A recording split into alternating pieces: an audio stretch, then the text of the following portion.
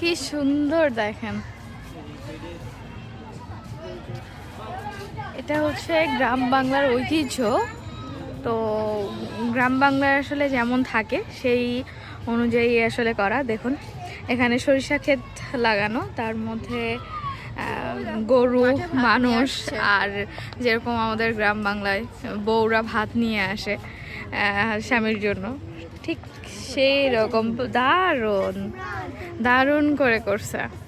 তারপর পিঠে বাবুকে বেঁধে, মানে বাচ্চা বেঁধে যেরকম মাথায় নিয়ে আসে সেরকম খুব সুন্দর দৃশ্য করে রাখছে। মানে গ্রাম বাংলার পুরো ফিলটা এখানে, গ্রাম বাংলার ঐতিহ্য বা গ্রাম বাংলার মানুষ কীভাবে জীবনযাপন করে সেগুলাই তুলে ধরা হয়েছে।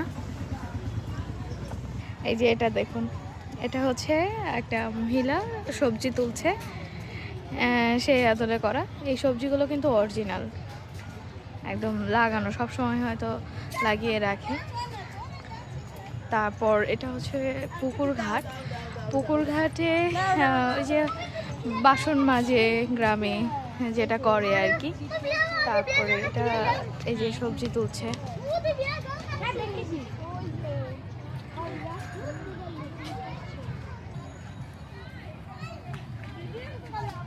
এখানে দেখুন গ্রাম বাংলার যে ঘরগুলো হয়, মাটির ঘর, পুরা মাটির ঘর, খড়ের ছাউনি। এই যে এখানে হচ্ছে বাচ্চারা যেভাবে পড়াশোনা করে সেটা দেখানো হয়েছে। গ্রাম বাংলায় যেটা হয় আর কি, যেরকম ঘর বাড়ি, খুবই সুন্দর।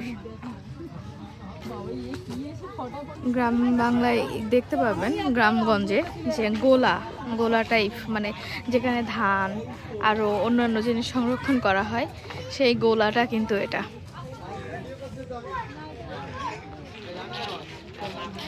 এটা হচ্ছে পালকি।